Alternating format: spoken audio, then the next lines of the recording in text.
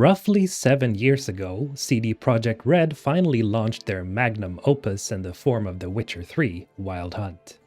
And despite being littered with bugs at launch, this game was soon patched up and quickly became one of the most beloved video games of all time. But this was in 2015. How does the third game in the Witcher game series hold up today? Well, I'll be diving into several aspects of the game, that being the graphics, the story, and the gameplay, to judge if The Witcher 3: Wild Hunt is worth buying at full price. But before we do that, remember to subscribe to the channel if you haven't already. And if you want to support me in my content creation endeavor, you could always become a member. And a huge thank you to my Ensven squad members. You're amazing as always. Alright, without further ado, let's dive into the video. So as always with these types of videos, I want to start at the beginning. Now here we get a nice introduction to the universe from an old man that talks about the general events of the universe, such as the conjunction of the spheres, who the Witchers are, and stuff like that. Right from the start, I think this is a well-made intro that gives you the rough basics if you're a beginner to the Witcher series. We also get this really sweet cinematic of Yennefer escaping during a huge battle between the kingdoms of the north and Nilfgaard. And if this would be your first bout into the Witcher games, you'd soon understand how extremely brutal the world is. And after this cinematic, we finally get introduced to Geralt, chilling in a bathtub. You know, looking wet and stuff. Man, the sweat graphics in this game are really something, huh? Nice. Anyway, after a short prank by Yennefer herself, we finally get some butt shots, and if you remember me complaining about there being too little nudity in Dragon Age Inquisition, The Witcher 3: Wild Hunt has, well, the opposite of that. And that's completely fine. Alright, so Geralt and Yennefer aren't in this huge castle all by themselves, but they're in the company of other Witchers like Geralt, that being grumpy old grandpa Vesemir, Eskil, and Lambert, and of course, the girl that it's all about, Ciri. Now for anyone who might not know, Ciri is not a Witcher herself, but sort of a ward to Geralt. But in actuality, they're more like father and daughter, except for the fact that they don't have blood ties. Ciri is also going to be the main focus of the story through the game, so I really like how CD Projekt Red managed to land the connection between the two at the intro. Though in your shoes I'd fear Vesemir more than any Striga. Disobeying his instructions? Unwise. Well, yes, but that book was horribly dull. I know, and you know that's no excuse. I'm sorry. It won't happen again. Later on in the intro, Geralt finds himself having a waking nightmare and sees the Wild Hunt, only to wake up in the wilderness as he realizes that he was dreaming of the past. As soon as the intro is over with, we get to explore the plains and woods of White Orchard. This is your starting zone and is where Geralt searches for clues in order to track down his long-lost lover, Yennefer.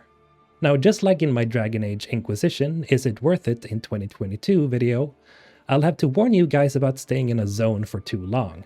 If you saw that video, I talked about how the starting zone was almost too big with too much stuff to do, and it has a tendency to turn off some players from the game. The Witcher 3 is no different, as White Orchard is also pretty large for a starting zone. There are a lot of curiosities and small side quests to complete here, but this time, I actually do recommend that you do as many as you can to level up Geralt, especially if you're playing on the normal difficulty or harder, because The Witcher 3 can get pretty difficult later on. I still want to give you a warning though, as it's easy to get fatigued staying in this place for too long, and if you do feel that sense of, oh god, this is becoming a drag, then go continue with the main mission so you can proceed to the next map. Now, while we're speaking of maps, I can't really show you anything from my gameplay when it comes to Skellige, Toussaint, or Kaer Morhen yet, because I just haven't gotten to that point yet. But there are other environments in the game that gives you some nice variation to Geralt's journey. The main map, that being Velen, does have some variation with swamps, sprawling cities, as well as open landscapes. Speaking of all these maps, what's the point of them being so massive?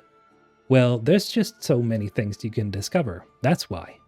If you look at the map here, you can see that it's filled with these white question marks. These can be everything from monster nests that you need to destroy, to people that need saving, or just plain old treasure chests lying about. There's also this so-called Places of Power, which gives you one ability point to use as well as giving you a temporary boost to your magic signs. More on that later. But these white question marks aren't the only thing that's so absolutely addicting about this game. It's the Witcher contracts. As you may know by now, Witchers are monster slayers, and there are people all over the fictional world of The Witcher that needs help dealing with said monsters. And these Witcher contracts can be amazing. Sometimes you have to deal with a ghost that can't cross over to the other side because they still have ties to the physical world. Sometimes there's a gigantic rooster running about that just won't stop slicing people to bits, and so Geralt gets called in to deal with the pest. The Witcher contracts can be varied, and that's what makes them so enjoyable. It's easy to lose track of time and just completely forget about the main plot because you're preoccupied helping an old lady finding her beloved frying pan. Here, your frying pan. Mine? But mine were black with soot, and I could see myself in this one if I wanted. But them years are past. There's of course always something in it for Geralt, as in either coin or items, but generally I do these contracts for the heck of it because they're just so much fun to do. This is also where Geralt's Witcher senses come in, because for most contracts you have to use this special ability that lets you see clues around you. At certain crime scenes you might find bloodstains and bodies that have been mangled a certain way, which tells Geralt what he's up against. These investigations almost makes you feel like a medieval Batman at times. And I'm pretty sure that CD Projekt Red used some inspiration from the Batman Arkham games because of how similar the gameplay can be. Speaking of gameplay, let's talk a little bit about the combat. Now, considering that The Witcher 3 released in 2015, it should be easy to spot faults with the system at times, but surprisingly there are very few issues with the combat in this game, if any. It's nice and it's fluid, and Geralt puts his dancing skills at full display as he twirls around, chops one guy in half, turns and proceeds to decapitate another.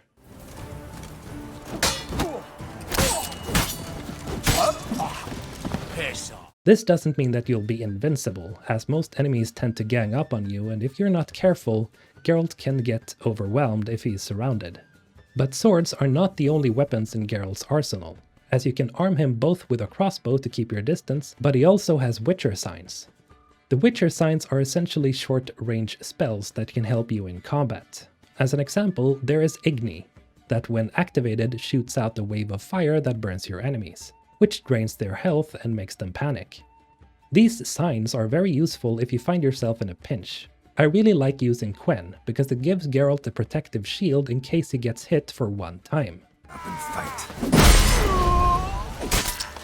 So, remember to keep your distance, watch your enemy's movements, and always make sure to either dodge or parry. Dodging is especially important when dealing with actual monsters, as you can seldom parry their attacks. And monster battles in Witcher 3 are, well, in short, epic. No matter what difficulty you play, large monsters will always be somewhat difficult, and it always feels like an achievement when you manage to kill them. This is especially bolstered by the music. The Slavic singing in the background combined with Geralt slashing around with his sword is just so immersive.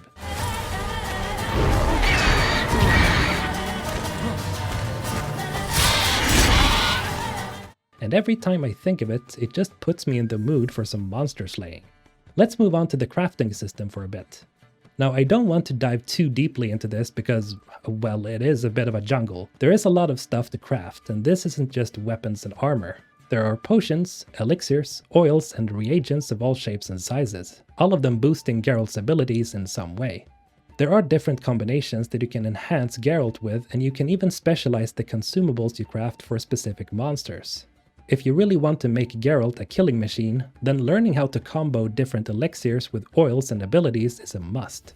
But you don't necessarily have to craft elixirs and potions. But if you want to immerse yourself into the world of The Witcher, brewing potions and preparing for a monster hunt is one way to do it. Okay, so rounding all this up, is The Witcher 3 Wild Hunt worth buying at full price today, in 2022? Well, in case you couldn't already tell from the content of the video, then yes. The Witcher 3 Wild Hunt is definitely worth buying and playing in 2022. First off, despite being almost 7 years old at this point, the graphics still hold up to this day. Just looking out over the horizon and watching the sun set over White Orchard can be a sight to behold.